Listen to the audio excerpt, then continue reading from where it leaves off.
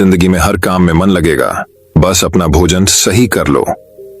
आज के इस वीडियो में हम आपको बताएंगे आपको कैसा भोजन करना है और क्या खाना है, और भोजन से पहले क्या करना है।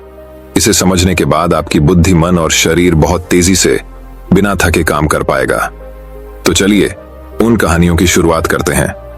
पहली कहानी, आयुर्वेद की अद्भुत शक्ति। शरीर और बुद्धि और मन सब शांत और होशियार हो जाएगा। जीवन का सबसे कीमती धन क्या होता है? एक शिष्य ने अपने गुरु से सवाल किया। गुरु ने इसका उत्तर देते हुए जवाब दिया कि चाहे मेरे पास पैसे ना हो, चाहे रहने के लिए छत भी ना हो, चाहे कोई सुख सुविधाएं ना हो, लेकिन अगर मेरा शरीर स्वस्थ है तो मैं दुनिया का सबसे धनवान आदमी। सो शिष्य ने पूछा कि गुरुदेव, आपकी उम्र 100 साल को पार कर चुकी है और फिर भी आप इतने स्वस्थ हैं। आपकी बुद्धि बड़ी ही तीव्र है और आपका चेहरा भी सूर्य की तरह चमकता रहता है, और वहीं पर आपके बदन से भी चंदन सी खुशबू आती है। शिष्य ने कहना जारी रखा कि गुरुदेव, मेरे मन में बहुत बार आया है कि मैं आपसे इसका रहस्य जानूं, लेकिन संकोचवश मैं आपसे पूछ नहीं पाता हूं। कृपया करके आज मुझे वो साधारण से नियम बताने की कृपा करें जिनसे मैं भी आपकी तरह स्वस्थ और निरोगी रह सकूं। न नियम अगर आसान होंगे गुरुदेव, तो उसका अनुसरण मेरे माता पिता भी कर पाएंगे, क्योंकि वो बूढ़े हो चुके हैं और वो बहुत जटिल प्रक्रिया नहीं अपना पाएगा। कृपया करके साधारण से तरीके बताना ताकि कोई भी ग्रस्त आदमी उन नियमों का पालन कर सके। गुरुदेव ने कहना आरंभ किया। सबसे पहले उन्होंने बताया कि सबसे पहले तुम्हें पाचन तंत्र की क्रिया को समझना होगा। जो भी आयुर्वेद का विद्वान होता है वो ये जानता है कि अगर आपका पाचन तंत्र लगातार भोजन पचाने में लगा हुआ है तो स्वाभाविक है कि ऊर्जा की एक खास मात्रा आपका भोजन को बचा रही है। इसी कारण ज्यादा भोजन करने के बावजूद आपका दिमाग और आपका शरीर अपने बेहतरीन स्तर पर काम नहीं कर पाता। तुमने देखा होगा कि भोजन करने के बाद जब पाचन प्रक्रिया शुरू होती है तो हर जानवर नीचे बैठ जाता है। वो बस बैठ जाते हैं क्योंकि दूसरी चीजों के लिए पर्याप्त ऊर्जा नहीं बचती है। चाहे वो मांसाहारी हो या शाकाहारी हो, हर जानवर खाने के बाद नीचे बैठ जाता है, और ये इंसानों के लिए भी एक प्राकृतिक जहर खाने के बाद वो बैठ जाना चाहते हैं, क्योंकि दूसरी चीजों के लिए पर्याप्त ऊर्जा नहीं होती। अगर आप अपनी पूरी क्षमता का इस्तेमाल करना चाहते हैं तो आप अपने शरीर को ऐसा बनाकर रखिए कि आप जो भी खाएं, कुछ भी खाएं, तो 1.5 से 2 घंटे के अंदर आपका पेट खाली हो जाना चाहिए। पेट खाली होने का मतलब है पेट की थैली खाली होना, यानी कि जब भोजन आंत के दूसरे भागों में चला जाता है तब पेट खाली हो जाता है, क्योंकि आंत में प्रक्रिया बिल्कुल अलग होती है। वो पाचन नहीं होता है, वो ऊर्जा को ग्रहण करती है। आंतों द्वारा इस ऊर्जा को ग्रहण करने के लिए ज्यादा ऊर्जा नहीं लगती है, ऊर्जा लगती है। पाचन क्रिया में जब खाना पेट की थैली में मौजूद हो तो बेहतर है कि आप अपनी गतिविधि को कम कर लें। अब अगर सोचिए, सारा दिन आपके पेट में खाना मौजूद रहेगा तो आप अपने जीवन की पूरी क्षमता कम कर लेंगे। आप खुद देखिए कि जब आपके पेट में खाना मौजूद होता है तब शरीर कैसा महसूस करता है, और जब पेट खाली होता है तब शरीर कैसा महसूस करता है। आप खुद पाएंगे कि आपका शरीर और आपका दिमाग तब बेहतरीन रूप से काम करता है जब आपका पेट खाली होता है। इसका एक पहलू और है। देखिए, हम सब जानते हैं कि हमारा शरीर हर समय नई कोशिकाएं बनाता रहता है और पुरानी कोशिकाएं खत्म करता रहता है, जिससे हमारे शरीर का शुद्धिकरण होता रहता है। लेकिन जब भोजन हमारे पेट में होता है, यानी कि हमारा पेट जब खाली नहीं होता, तो ये शुद्धिकरण कम हो जाता है। वो सारी गंदगी जो शरीर से अपने आप बाहर निकलती थी, अब वो निकलनी बंद हो जाएगी, जो कुछ समय बाद आपके लिए तरह तरह की समस्याएं पैदा करेंगी। देखिए, योग में पेट का हमेशा साफ रहना बहुत ही महत्वपूर्ण होता है। किसी भी पारंपरिक प्रणाली में अगर आप देखेंगे तो आप पाएंगे कि जब भी आप किसी आयुर्वेदिक डॉक्टर या किसी वैद्य के पास जाते हैं तो सबसे पहले वो आमे पेट की सफाई करते हैं, क्योंकि वो जानते हैं कि आपकी ज्यादातर समस्या पेट साफ ना होने की वजह से ही है। सिर्फ एक दिन के लिए अपने पेट को पूरी तरह से साफ करने के बाद महसूस करें कि आपको कैसा महसूस होता है। आप अपने अंदर बहुत हल्का और सुंदर महसूस करेंगे। हर दिन आपको इसी तरह महसूस होना चाहिए। आमतौर पर पारंपरिक रूप से घी को पहले निवाले के रूप में खाया जाता है। घी एक चिकनाई वाला पदार्थ है जो पूरी आहार नली को चिकनाई देता है। आपको सबसे पहले इसे ही खाना चाहिए ताकि यह भोजन पाचन को आसान बना दें। जब आप बहुत मसालेदार भोजन खाते हैं तो उसे खाने से पहले आपके भोजन पर घी की परत चढ़ाना बहुत अच्छा होता है। घी का महत्व ये है कि ये आहार नली को साफ रखता है, तो जो व्यक्ति घी का उचित तरीके से सेवन करता है उसका पेट हमेशा साफ रहेगा। क्योंकि वहां कुछ नहीं चिपकता, वहां कुछ भी लंबे समय तक ठहर ही नहीं सकता। पेट का कैंसर, आंत का कैंसर, आजकल ये बहुत ज्यादा हो रहा है। तो अगर आप एक निश्चित मात्रा में घी का सेवन करते हैं तो ये घटना बहुत कम हो जाती है। लेकिन उसके लिए घी सही गुणवत्ता का होना चाहिए, सही तरीके से गाय या भैंस के दूध से बनाया जाए। अगर घी को उचित तरीके से गाय या भैंस के दूध से बनाया जाए तो इसके कई महत्वपूर्ण फायदे होता है। शिष्य ने सवाल पूछा कि गुरुदेव, पाचन क्रिया तुम्हें कुछ कुछ समझ गया हूं, लेकिन आप ये बताइए कि आपकी तरह सूर्य जैसा तेज पाने के लिए, चमकता हुआ चेहरा प्राप्त करने के लिए क्या प्रक्रिया अपनानी चाहिए। गुरु ने इसका उत्तर देते हुए कहना शुरू किया कि देखिए, आज के समय में बहुत सारे लोग सुबह उठते ही खाली पेट चाय पीते हैं। चमकता हुआ तेजस्वी मुख पाने के लिए हमें कुछ प्रक्रिया नहीं अपनानी, हमें बस अपनी दिनचर्या सही करनी है, अपना खान पान सुधारना है। सुबह खाली पेट चाय पीना जहर के समान होता है। वो धीरे धीरे आपके अंदर आपकी आंतों को कमजोर कर देता है। पेट में धीरे धीरे एसिडिटी होने लगती है और अपने आप मन और मस्तिष्क सुस्त पड़ते जाते हैं। सुबह उठते ही तुम्हें तांबे, चांदी या मिट्टी के बर्तन में रखा हुआ पानी पीना चाहिए, लेकिन चांदी और मिट्टी की तासीर ठंडी होती है, इसीलिए कफ, अस्थमा या दमा जैसे रोगी इसका उपयोग ना करें।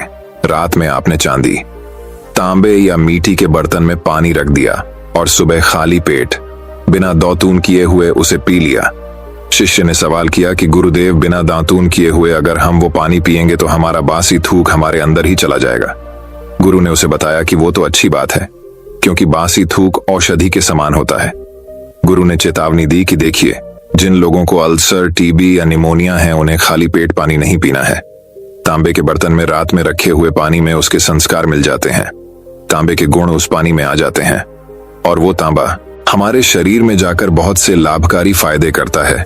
गुरु ने चेतावनी दी कि अगर मजबूरी ना हो तो प्लास्टिक की बोतल में कभी पानी मत पीना, क्योंकि प्लास्टिक की एक ऐसी संरचना होती है, जब वो गर्म तापमान पर आता है तो प्लास्टिक धीरे धीरे रे पिघलना शुरू हो जाता है, और जब वो बहुत बारीक स्तर पर पिघलता है तो उसके कारण उस पानी में मिल जाते हैं, जो हमारे शरीर में जाकर कैंसर का कारण बन सकते हैं। देखिए, ये पानी पीने के बाद, अपना पेट अच्छे से खाली करने के बाद आप आंवला और सब्जियों का रस पी सकते हैं। आप पीने में कुछ लोगों को थोड़ा कड़वा लग सकता है, लेकिन जहां पर शरीर को इतने सारे फायदे हो रहे हो, वहां पर थोड़ा कड़वापन तो बर्दाश्त किया जा सकता है। गुरु ने बताया कि यह भी सच्चाई है कि हर दिन एक जैसा खाना नहीं खाया जा सकता, तो जिस दिन तुम आंवला और सब्जियों का जूस ना पी सको, उस दिन आपको दही खाना चाहिए। दही बहुत ही बेहतरीन आयुर्वेदिक औषधि के रूप में इस्तेमाल हो सकता है। अगर उसको सही से इस्तेमाल किया जाए तो हमारे शरीर में बेहद सारी बीमारियों को वो जड़ से खत्म कर सकता है। दही की एक पर्याप्त मात्रा लेकर उसमें गुड़, शक्कर या मिश्री का मिश्रण जरूर कर लें, ताकि आपको वो दही खाटा ना लगे। अगर दही में गुड़ मिलाते हैं तो गुड़ बहुत ज्यादा नया नहीं होना चाहिए। गुड़ जितना ज्यादा पुराना होगा उतना ही लाभकारी होगा, और दही को थोड़ा पतला कर ले। पतला होने के बाद वो आसानी से हमारे शरीर में जा सकता है और उसको पचने में भी ज्यादा ऊर्जा शरीर को नहीं लगानी पड़ती। आयुर्वेद के गणित के हिसाब से अगर आप सुबह इन प्रक्रियाओं का पालन करते हैं तो आपके चेहरे का तेज बढ़ने लगेगा, उस पर चमक आने लगेगी। जल्द ही लोग आपसे बोलना शुरू कर देंगे कि भाई, आपकी उम्र इतनी ज्यादा हो गई लेकिन आप लगते नहीं हो। इतनी उम्र के सन्यासियों और मुनियों जैसा तेज पाने के लिए ध्यान और आयुर्वेद के नियम के हिसाब से खान पान, ये दो चीजें सबसे ज्यादा जरूरी होती हैं। अगर ग्रस्त आदमी भी इन नियमों का पालन करता है तो वो भी सन्यासियों जैसा तेजस्वी हो सकता है। शिष्य ने आखिरी प्रश्न किया कि गुरुदेव, मुझे ये दो नियम तो अच्छे से समझ में आ गए हैं। पहला नियम, अपने पेट को खाली रखेंगे तो हर बीमारी से मुक्त रहेंगे। दूसरा नियम कि हम अपने चेहरे पर ओज और तेज कैसे प्रकट कर सकते हैं। बस एक आखिरी समस्या का समाधान और करवाना है। मैं आपसे पूछना चाहता हूं कि जैसे जैसे आदमी की उम्र बढ़ती है तो उसके आंखों की और उसके दिमाग की क्षमता कम होती जाती है, तो उस क्षमता को बरकरार बनाए रखने के लिए किन नियमों का पालन करें, या फिर क्या खान पान अपने दैनिक जीवन में अपनाएं। गुरु ने खुद की तरफ इशारा करते हुए कहा कि जैसे जैसे उम्र बढ़ेगी वैसे वैसे बुद्धिमान होते जाओगे। बस मैं जो नियम बता रहा है उनको ध्यान से सुन लोगे तो सारी समस्याएं हल हो जाएंगी। सबसे पहले सफेद कद्दू के औषधीय गुणों के बारे में जानो। आयुर्वेद के गणित के हिसाब से सफेद कद्दू का जूस कैंसर को मिटाता है और साथ ही दिमाग की तीक्ष्णता को बढ़ाता है। तीक्ष्णता यानी कि तेज बारीक बुद्धि। लेकिन ये समझ लेना कि सफेद कीड़ा का जूस ठंडा होता है, इसीलिए अस्थमा और जिनको सर्दी जल्दी पकड़ लेती हो, ऐसे लोगों को सफेद कद्दू के जूस का सेवन नहीं करना है।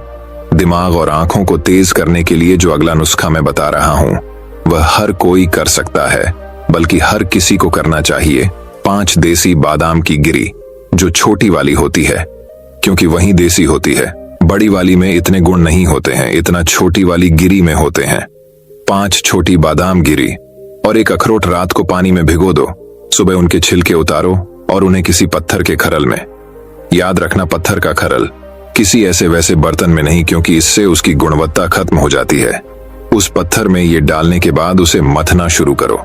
धीरे धीरे जब आप उसे पिसेंगे तो वो बारीक होने लगेगा और उसके बाद उसमें दूध डालना शुरू करो। ऊपर से दूध गाय का होना चाहिए, वो सबसे ज्यादा बेहतरीन रहेगा। दिमाग के लिए इस्तेमाल करने को भैंस या बकरी का भी कर सकते हैं, लेकिन गाय का दूध सबसे ज्यादा महत्वपूर्ण हो जाता है।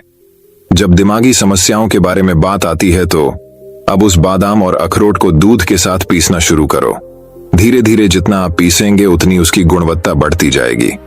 अब कुछ लोगों को लग रहा होगा कि दूध के साथ हम बादाम यूं ही खा लें, तो या फिर पत्थर के खरल में पीसने की बजाय उसे मिक्सर में पीस लें। तो मैं बताता चलूं कि पत्थर के खरल में उसे पीसने के बाद उसकी गुणवत्ता 100 गुना ज्यादा बढ़ जाती है। अच्छे से गाय के दूध में पीसने के बाद जब आप इसका सेवन करेंगे तो आपकी आंखें और आपका दिमाग, इनके लिए ये बहुत ही लाभकारी रहेगा। जिन लोगों को भूलने की समस्याएं होती हैं, जो छोटी छोटी चीजें रखकर भूल जाते हैं, जो लोग दिमागी रूप से परेशान रहते हैं, तनाव बना रहता है, चीजों के बारे में ज्यादा सोचते रहते हैं, ऐसे लोगों के लिए ये एक ठंडाई का काम करेगा। उनके दिमाग में एक ठंडक पहुंचाएगा, जिससे उनका दिमाग अपने बेहतरीन स्तर पर काम कर पाएगा। शिष्य ने ये नियम अच्छे से कंठस्थ कर लिए और उसके बाद घर जाने के लिए अपने गुरु से आज्ञा मांगी। शिष्य अपने गुरु से आशीर्वाद लेकर अपने घर की तरफ प्रस्थान कर गया। तो दोस्तों, कैसी लगी आज की कहानी? अपनी राय हमें कमेंट में जरूर बताएं। अगर अच्छी लगी हो तो इस वीडियो को और लोगों के साथ शेयर करें। तो चलिए दोस्तों, अब हमारे दूसरे कहानी की शुरुआत करते हैं। दूसरी कहानी, सिर्फ 7 दिनों में सबको पीछे छोड़ दो। एक बार एक गरीब आदमी एक बौद्ध भिक्षु के पास गया और कहता है कि गुरु, मैं अपनी आदतों से बहुत परेशान हूं। मैं बहुत कुछ करना चाहता हूं, लेकिन कुछ नहीं कर पाता। सफलता की ऊंचाइयों को छूना चाहता हूं, लेकिन अपनी आदत से मजबूर है। सच कहा तो मुझे यह भी नहीं पता कि सफल होने के लिए किस गुण की आवश्यकता है। इसलिए मैं उन गुणों के बारे में जानने के लिए ही आपके पास आया हूं। कृपया मेरा मार्गदर्शन कीजिए। बौद्ध भिक्षु ने कहा कि जिस तरह से हम बुरी आदतों से मजबूर होते हैं, उसी तरह अगर हम अच्छी आदतें अपनाएंगे तो हम भी अच्छी आदतों से मजबूर हो जाएंगे, और अच्छी आदतें हमें अपने जीवन में बहुत कुछ हासिल करने में भी मदद करेगी। आज मैं आपको 15 ऐसी सफल आदतों के बारे में बताऊंगा जो आपको सफल बना सकती हैं। मेरी बातें सुनकर भूल मत जाना, बल्कि इन सभी 15 आदतों को अपने दिमाग में याद रखना और धीरे धीरे उन्हें अपने जीवन में लाना शुरू करें, क्योंकि ये आदतें न सिर्फ आपको सफलता दिलाएंगी, बल्कि इतना अच्छा इंसान बनाएंगी जिसे देखकर लोग कहेंगे कि मैं भी ऐसा ही बनना चाहता हूं। 15 सफल आदतों की सूची में पहली आदत है सुबह जल्दी उठना। दुनिया में अगर कोई सबसे सफल और सबसे अच्छी आदत है जिसे हर सफल व्यक्ति अपनाता है, तो वह है सुबह जल्दी उठना और अपना आलस्य त्यागना। अगर आप दिन की पहली किरण निकलने से पहले उठकर अपना काम करना शुरू कर दें और अपने दिन को बेहतर बनाएं, आप मानते हैं कि पूरे दिन में ऐसी कोई चुनौती नहीं होगी जिसे आप पार न कर सके। आपके सुबह उठने के तरीके से पता चलता है कि आप में कितनी इच्छा शक्ति है। अपने लक्ष्य हासिल करना आपके लिए कितना महत्वपूर्ण है। सुबह जल्दी उठने का मतलब है अधिक प्रयास, अधिक मेहनत, जो दूसरों की तुलना में अधिक सफल बनाएगी। अगर आप सुबह देर से उठने की आदत से मजबूर हैं, तो आपको 5 मिनट पहले उठने की आदत डालनी चाहिए और कुछ ही दिनों में आप सुबह जल्दी उठना शुरू कर देंगे। दूसरी आदत है हमेशा कुछ नया सीखते रहना। ये एक अद्भुत आदत है जो हर उस व्यक्ति में पाई जाती है जिसने अपने क्षेत्र सफलता हासिल की है। हमेशा अपने काम के बारे में और अधिक सीखते रहें। हम जीवन में जो कुछ भी सीखते हैं, वह जीवन में कभी न कभी काम जरूर आता है। सफल लोग अपने सपनों को हासिल करने के लिए अलग अलग तरीकों का इस्तेमाल करते हैं। उनके सपनों से जुड़ी हर बात जानना चाहते हैं, जिससे उनके सपनों को हासिल करना आसान हो जाएगा। भले ही बात एक लाइन की हो, जिंदगी सीखो, लेकिन हमेशा कुछ नया सीखो। दुनिया में ज्ञान की कोई कमी नहीं है, लेकिन जिस क्षेत्र में आप सफलता चाहते हैं उस क्षेत्र में ज्ञान प्राप्त करने के लिए हमेशा उत्सुक रहें। हो सकता है कि आप कुछ ऐसा सीखें जिससे आप जितना सोचा था उससे अधिक हासिल कर सकें, तो इसके लिए आपको हमेशा एक बच्चे के रूप में सीखना होगा। तीसरी आदत है कम बोलना और अधिक सुनना। हमारे पास 2 कान और एक मुंह है, जिससे हम सुनते अधिक हैं और बोलते आधा हैं। श्रोताओं को कभी नुकसान नहीं होता और उन्हें हमेशा कुछ नया सीखने को मिलता है। कम बात करने का मतलब है कम ऊर्जा बर्बाद करना, लोगों से ज्यादा ना जुड़े और किसी के सामने नरम न बने, किसी से बेवजह बहस न करें, क्योंकि जो लोग कम बोलते हैं वे ज्यादा फायदेमंद होते हैं। जो व्यक्ति शब्द बोलता है उसमें गहराई से सोचने की क्षमता अधिक होती है। जब कोई व्यक्ति कम बोलता है तो वह अपने अंतर्मन से जुड़ा होता है। इनके आंतरिक विचार इतने मजबूत होते हैं कि ये किसी भी सफलता को अपने घुटनों के नीचे ला सकते हैं। 4वीं आदत है असहमत होना और दूसरे को मना करना सीखना। हम कठपुतली नहीं हैं कि लोगों की बातों पर हाँ हाँ करते रहें। आप एक अलग इंसान हैं और आपका सपना अलग है। आपके सिद्धांत भी अलग होंगे। अगर आपकी मंजिल अलग है तो आपका रास्ता भी अलग होगा। और अगर आपको कोई चीज पसंद नहीं है तो इसका मतलब नहीं है।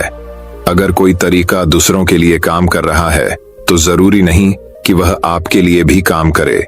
यदि आप किसी और के तरीके का उपयोग करते हैं तो आप हर किसी की तरह होंगे। आप इस दुनिया के सबसे अनोखे इंसान हैं और आपके जैसा कोई और नहीं है। इसलिए आज आपको सहमत होने का भी पूरा अधिकार है और अपनी बात रखने का भी पूरा अधिकार है। और आपको हर उस चीज को ना कहना होगा जो आपके लक्ष्य के लिए सही नहीं है। यदि आपका अपने दोस्तों के साथ घूमने का मन नहीं है तो उन्हें ना कहना सीखें। अगर आप किसान नहीं बल्कि बिजनेसमैन बनना चाहते हैं तो अपने परिवार को बताएं कि आप किसान नहीं बिजनेसमैन बनना चाहते हैं। जबरदस्ती लंबे समय तक नहीं टिकती और न ही इससे हमें कुछ मिलता है। जहां जरूरत हो वहां ना कहना सीखें, क्योंकि इनकार करने से आप दूसरों की नजरों में तो बुरे बन सकते हैं, लेकिन अपनी नजरों में कभी बुरे नहीं बन सकते। ज्यादातर लोग जिंदगी में इस वजह से कुछ नहीं कर पाते कि लोग क्या कहेंगे। अगर असफल हो गए तो लोग क्या कहेंगे, इसीलिए ज्यादातर लोग अपने लिए नहीं बल्कि दूसरों के लिए जिंदगी जीते हैं। 5वीं आदत है सही तरीके से जोखिम उठाना सीखना। जीवन में सबसे बड़ा जोखिम कोई भी जोखिम न लेना है। यदि आप सही तरीके से जोखिम नहीं ले रहे हैं तो आप अपना जीवन जोखिम में डाल रहे हैं। तो आप अपना जीवन बर्बाद करने और एक ही स्थान पर रहने का जोखिम उठा रहे हैं। सही चीजों के लिए जोखिम लेने का डर दूर करें और लोग क्या कहेंगे इसका डर भी दूर करें। लोग हंसेंगे और मेरा समय और पैसा बर्बाद होगा। इंसान को जिंदगी से लेकर मौत तक सिर्फ 3 चीजों की जरूरत होती है, रोटी, कपड़ा और मकान, और इसे पाना कोई मुश्किल काम नहीं है। इसके अलावा अगर इंसान की जिंदगी से कुछ चला भी गया हो तो भी जीना आसान है। लेकिन आपका मिशन सिर्फ मौत के दरवाजे तक सुरक्षित पहुंचना नहीं है। एक योद्धा की तरह हर चुनौती को धूल चटाना, जोखिम उठाना, विजेता का ताज पहनना, मौत के दरवाजे तक पहुंचना है। सही चीजों के लिए जोखिम उठाना चाहिए, इसलिए जोखिम लेना सीखें। जोखिम लेने पर आपको कभी पछतावा नहीं होगा, लेकिन यदि आप सही जोखिम नहीं लेते हैं तो आपको अपनी कल्पना से भी अधिक पछताना पड़ेगा। 6वीं आदत है जिसके साथ आप अगले 60 साल बिताएंगे। 60 में से 30 सफल आदतें उस व्यक्ति को समझने की कोशिश करना है जिसके साथ आप अगले 60 साल बिताएंगे, और वह व्यक्ति आप हैं। आप खुद को कितना समय देते हैं और अपनी पिछली गलतियों से कितना सीखते हैं। आप अपने वर्तमान को बेहतर बनाने के लिए क्या करते हैं और भविष्य के बारे में क्या सोचते हैं। क्या आप हर दिन 10 मिनट बैठते हैं और सोचते हैं कि आपके जीवन में क्या चल रहा है, मैं कहां से आया हूं और अभी कहां हूं और आगे कहां जा रहा हूं। आपके जीवन की सबसे बड़ी जरूरत और सबसे बड़ी चुनौती क्या है। आपको आपसे बेहतर कोई नहीं जानता। अगर कोई आपको समझ सकता है तो आपके अंदर क्या भावनाएं चल रही हैं, ये सिर्फ आप ही समझ सकते हैं। हर दिन अपने आप को 10 मिनट दें और इस 10 मिनट में कोई भी नहीं होना चाहिए, कोई किताब नहीं, कोई काम नहीं, बस आप और आपके विचार। इस समय आप खुद से बात करें और खुद को जानने की कोशिश करें। 8वीं आदत है निर्णय लेना सीखें और तुरंत काम पर लग जाएं। ऐसे कितने काम हैं जिन्हें आप आज तक टालते आ रहे हैं। ऐसी कितनी चीजें हैं जिनके लिए आपको निर्णय लेने की आवश्यकता है लेकिन आप निर्णय नहीं लेना चाहते हैं। उस काम को टालते रहें, क्योंकि ज्यादातर लोग निर्णय नहीं ले पाते। क्या वे यह काम करना चाहते हैं या वे उस रिश्ते में रहना चाहते हैं या नहीं, बिजनेस करना है या नौकरी, लोग इस बारे में नहीं सोचते। निर्णय लेना सीखें। निर्णय न लेने से बेहतर है निर्णय लेना। निर्णय लें और उसे सही करने का प्रयास करें, और एक बार जब आप तय कर लें तो काम पर लग जाएं। दुनिया के सभी सफल लोगों के पास निर्णय लेने और अपना काम करने के लिए बहुत कम समय होता है। अगर आपने दिन के 8 बजे कोई काम तय या प्लान कर लिया है तो 8:01 बजे आपका काम प्लानिंग के मुताबिक दिखना चाहिए। 8वीं आदत जो आपके जीवन को बदल सकती है वह है अपने समय का बुद्धिमानी से उपयोग करना सीखना होगा। समय ही एक ऐसी चीज है जिसकी कमी होती रहती है। समान गति से गति धीमी नहीं होती। समय एक ऐसी चीज है, चाहे कुछ भी हो जाए, समय एक ऐसी चीज है जिसके साथ आप केवल दौड़ सकते हैं। ना तो आप समय से पीछे रह सकते हैं और ना ही समय से आगे जा सकते हैं। आज आपके जीवन में जो कुछ भी चल रहा है उसका आपको सामना करना होगा, इसलिए समय के साथ चलना सीखें और आज जो आपके लिए महत्वपूर्ण है उसे करते हुए आगे बढ़, क्योंकि अगर आप समय की दौड़ में पीछे रह गए तो चाहे आप कितना भी दौड़ लें, आप कभी भी पहले जैसे नहीं रह पाएंगे। जो सो रहा है वह जरूर कुछ न कुछ खो रहा होगा, और जो जाग रहा है वह पा रहा है। हमारे समय की उल्टी गिनती हमारे जन्म लेते ही शुरू हो जाती है, इसलिए अपना समय बर्बाद न करें, बल्कि इसे अपने लक्ष्य के लिए उपयोग करें और खुद को जानें। 20वीं आदत है अनावश्यक झंझटों को नजरअंदाज करना सीखना। हमारे पास सीमित मात्रा में समय और निश्चित मात्रा में ऊर्जा है। यदि हम इसे तुच्छ चीजों और निरर्थक चीजों पर खर्च करते रहेंगे और हमारी ऊर्जा वितरित हो जाएगी और हम इसे कभी भी अपने लक्ष्य की ओर एकत्रित नहीं कर पाएंगे और लक्ष्य चूक जाते हैं।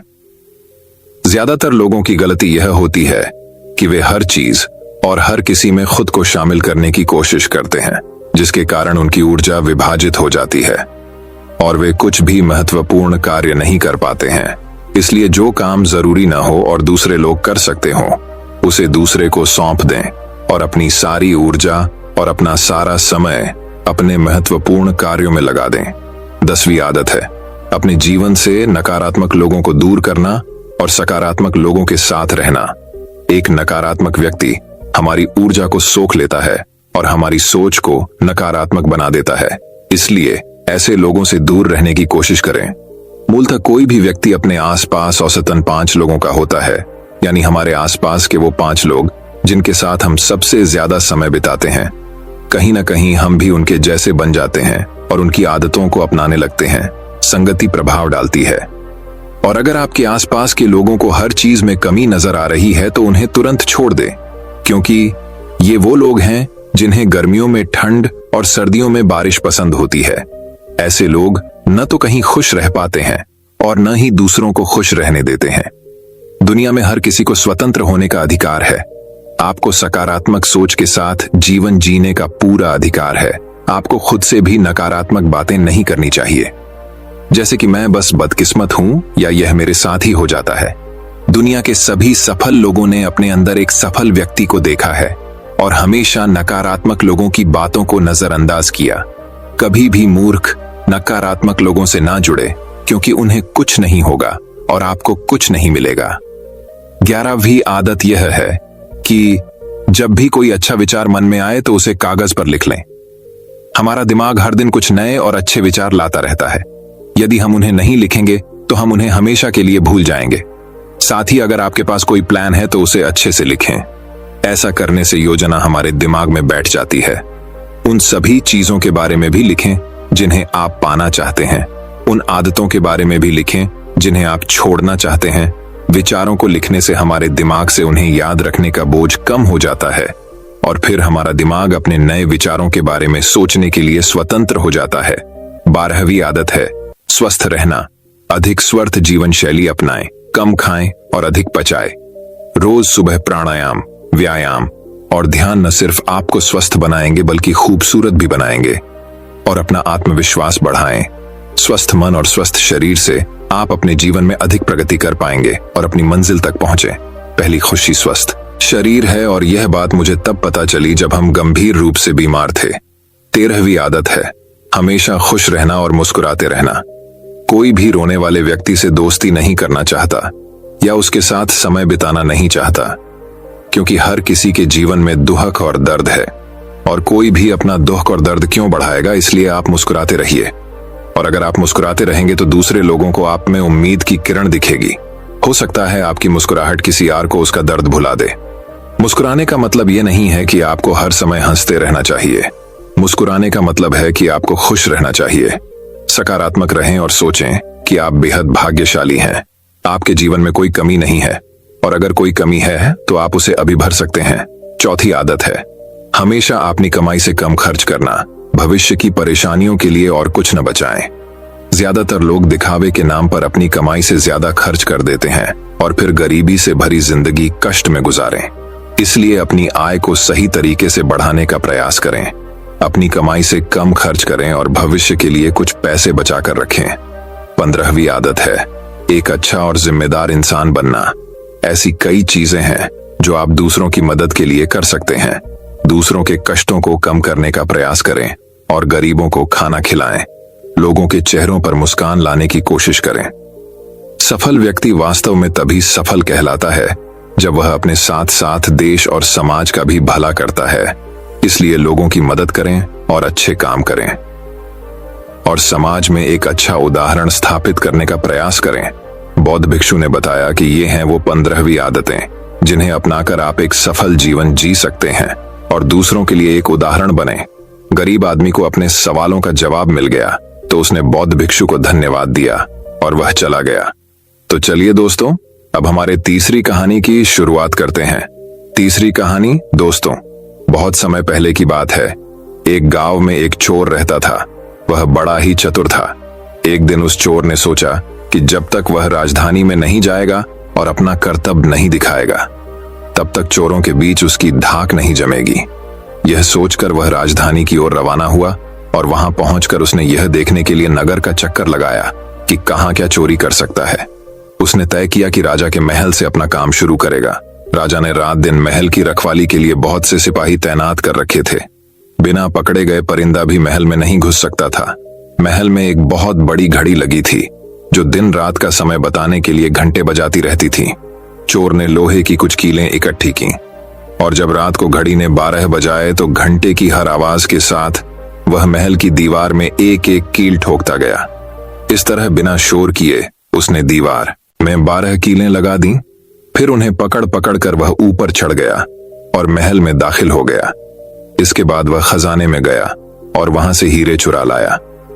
अगले दिन जब चोरी का पता लगा तो मंत्रियों ने राजा को इसकी खबर दी। राजा बड़ा हैरान और नाराज हुआ। उसने मंत्रियों को आज्ञा दी कि शहर की सड़कों पर गश्त करने के लिए सिपाहियों की संख्या दोगुनी कर दी जाए और अगर रात के समय किसी को भी घूमते हुए पाया जाए तो उसे चोर समझकर गिरफ्तार कर लिया जाए। जिस समय दरबार में यह ऐलान हो रहा था, एक नागरिक के भेष में चोर मौजूद था। उसे सारी योजना की एक एक बात का पता चल गया। उसे फौरन यह भी मालूम हो गया कि कौन से 26 सिपाही शहर में गश्त के लिए चुने गए हैं। वह सफाई से घर गया और साधु का बाना धारण करके उन 26 सिपाहियों की बीवियों से जाकर मिला। उनमें से हर एक इस बात के लिए उत्सुक थी कि उसके पति ही चोर को पकड़े और राजा से इनाम ले। एक एक करके चोर उन सबके पास गया और उनके हाथ देख देख कर बताया कि वह रात उसके लिए बड़ी शुभ है। उसके पति की पोशाक में चोर उसके घर आएंगे। लेकिन देखो, चोर को अपने घर के अंदर मत आने देना, नहीं तो वह तुम्हें दबा लेगा। घर के सारे दरवाजे बंद कर लेना और भले ही वह पति की आवाज में बोलता सुनाई दे, उसके ऊपर जलता कोयला फेंकना। इसका नतीजा यह होगा कि चोर पकड़ में आ जाएगा। सारी स्त्रियां रात को चोर के आगमन के लिए तैयार हो गईं। अपने पतियों को उन्होंने इसकी जानकारी नहीं दी। इस बीच पति अपनी गश्त पर चले गए और सवेरे 4 बजे तक पहरा देते रहे। हालांकि अभी अंधेरा था, लेकिन उन्हें उस समय तक इधर उधर कोई भी दिखाई नहीं दिया, तो उन्होंने सोचा कि उस रात को चोर नहीं आएगा। यह सोचकर उन्होंने अपने घर चले जाने का फैसला किया। जो ही वे घर पहुंचे, स्त्रियों को संदेह हुआ और उन्होंने चोर की बताई कार्रवाई शुरू कर दी। फल वह हुआ कि सिपाही जल गए और बड़ी मुश्किल से अपनी स्त्रियों को विश्वास दिला पाए कि वे ही उनके असली पति हैं और उनके लिए दरवाजा खोल दिया जाए। सारे पतियों के जल जाने के कारण उन्हें अस्पताल ले जाया गया। दूसरे दिन राजा दरबार में आया तो उसे सारा हाल सुनाया गया। सुनकर राजा बहुत चिंतित हुआ और उसने कोतवाल को आदेश दिया कि वह स्वयं जाकर चोर पकड़े। उस रात कोतवाल ने तैयार होकर शहर का पहरा देना शुरू किया। जब वह एक गली में जा रहा था, चोर ने जवाब दिया, मैं चोर हूं।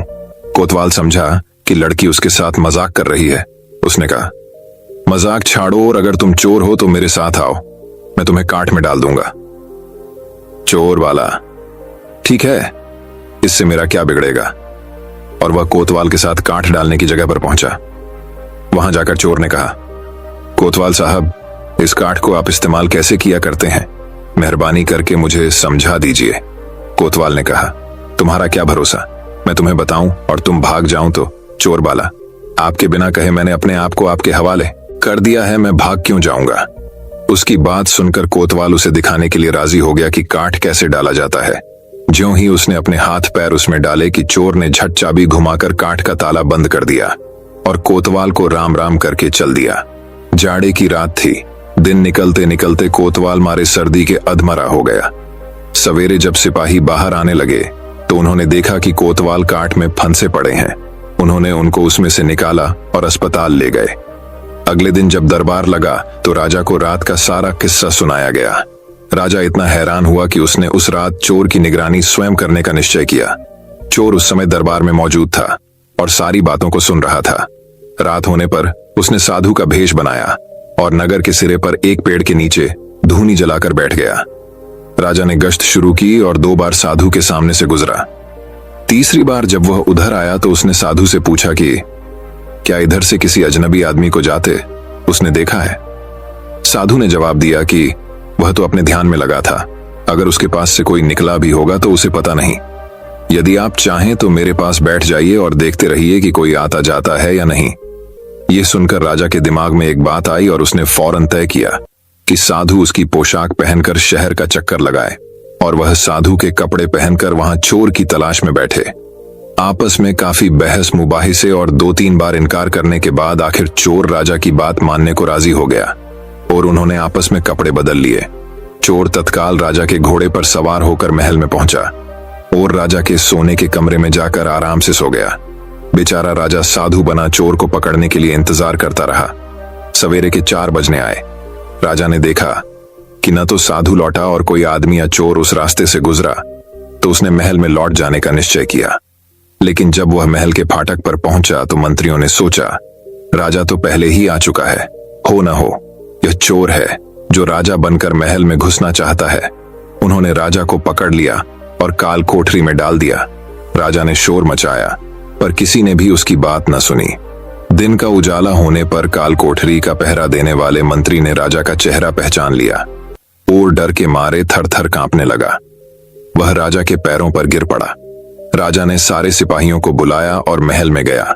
उधर चोर, जो रात भर राजा के रूप में महल में सोया था, सूरज की पहली किरण फूटते ही राजा की पोशाक में और उसी के घोड़े पर रफू चक्कर हो गया। अगले दिन जब राजा अपने दरबार में पहुंचा तो बहुत ही हताश था। उसने ऐलान किया कि अगर चोर उसके सामने उपस्थित हो जाएगा तो उसे माफ कर दिया जाएगा और उसके खिलाफ कोई कार्रवाई नहीं की जाएगी, बल्कि उसकी चतुराई के लिए उसे इनाम भी मिलेगा। चोर वहां मौजूद था ही फौरन राजा के सामने आ गया और बोला, महाराज, मैं ही वह अपराधी हूं। इसके सबूत में उसने राजा के महल से जो कुछ चुराया था वह सब सामने रख दिया, साथ ही राजा की पोशाक और उसका घोड़ा भी। राजा ने उसे गांव इनाम में दिए और वादा कराया कि वह आगे चोरी करना छोड़ देगा। इसके बाद से चोर खूब आनंद से रहने लगा। इस कहानी से हमें यह सीख मिलती है कि व्यक्ति की बुद्धि उसे हर एक नाकामयाब चीज को भी कामयाब बनाकर दे सकती है, लेकिन बुद्धि का इस्तेमाल अगर इंसान के भलाई के लिए और खुद को बदलने के लिए किया जाए तो उस इंसान का जीवन खुशियों से भर सकता है। दोस्तों, मैं उम्मीद करता हूं कि यह कहानी सुनने से आपके जीवन में अच्छे बदलाव आए होंगे। आपको इस वीडियो से क्या सीखने मिला ये कमेंट करके जरूर बताइए और अपने परिवार, दोस्तों या आपके करीबी इंसान के साथ ये कहानी शेयर करके उन्हें भी इस ज्ञान से परिचित करवाए। बाकी अगर आपको ये वीडियो दिल से अच्छी लगी हो तभी इस वीडियो को लाइक कर देना और आपने अब तक इस चैनल को सब्सक्राइब न किया हो तो चैनल को सब्सक्राइब भी जरूर कर देना। आपका हर दिन शुभ हो और खुशियों से आपका जीवन भरा रहे। धन्यवाद। नमो बुद्धाय।